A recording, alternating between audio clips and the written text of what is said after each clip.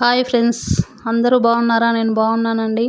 ఈరోజు మన రెసిపీ వచ్చేసి మిర్చి కర్రీ అండి. ముందుగా వేంపి పెట్టుకున్న నువ్వులు, కొబ్బరి, పల్లి మిక్సీ జార్లో తీసుకొని పౌడర్ చేసి పక్కకెట్టుకోవాలండి. పచ్చిమిర్చి మధ్యలోకి చీరి 2 ముక్కలు చేసి ఇలా కట్ చేసి పెట్టుకోవాలండి.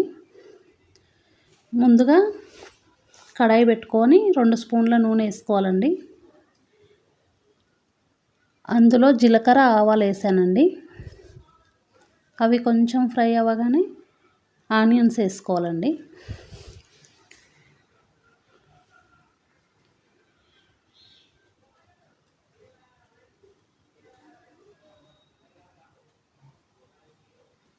ఆనియన్ కొంచెం పచ్చివాసన పోయే వరకు వేపుకొని పక్కకు తీసి ఉంచుకోవాలండి. అది పేస్ట్ చేసుకోవడం కోసం.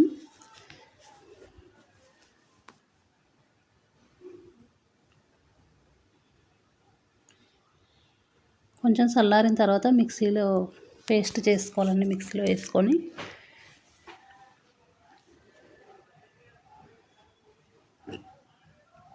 అదే ప్యాన్లో పచ్చిమిర్చి అండి మనం కట్ చేసి పెట్టుకున్నాం కదా ముందుగా, అవి వేసుకొని గోల్డెన్ బ్రౌన్ కలర్ వచ్చే వరకు వేపుకోవాలండి పచ్చిమిర్చి.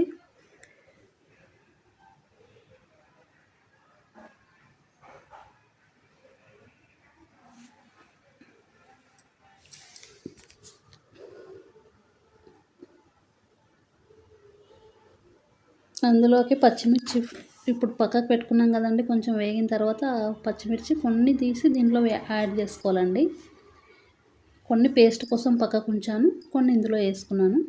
అల్లం వెల్లుల్లి పేస్ట్ వేసుకున్నానండి. కరివేపాకు, పసుపు వేసుకొని కొంచెం మగ్గనివ్వాలండి.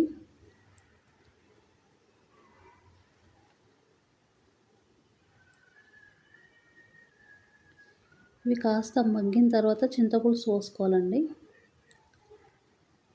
చింతపులుసు మన రుచికి తగ్గట్టు పోసుకోవాలండి. మన పులుపు మనం ఎంత తింటామో మన ఫ్యామిలీలో అది చూసుకొని పోసుకోవాలండి. కొంతమంది పులుపు ఎక్కువ తింటారు, కొంతమంది తక్కువ తింటారు. కారం వేసుకోవాలండి. అది కొంచెం బబుల్స్ వచ్చేటప్పుడు కారం వేసుకొని కొంచెం సాల్ట్ తగినంత, జీలకర్ర, మెంతులు కలిపి పౌడర్ చేసిందండి. ఈ పౌడరు ధనియాల పౌడరు. ఇది ఇలా మసలేటప్పుడు ముందుగా పల్లీలు, నువ్వులు, కొబ్బరి మిక్సీ పట్టి పెట్టుకున్నాం కదండి, అది దీంట్లో యాడ్ చేసుకోవాలండి. ఒక గరిటెడు ఉంటుందండి అది. ముందుగా మనము ఆనియన్స్ కూడా పక్కన పెట్టుకున్నాం కదండి, అది కూడా పేస్ట్ చేశానండి. అది ఒక గంట వేసుకోవాలండి. ఒక గరిటెడు వేసుకోవాలండి అది కూడా.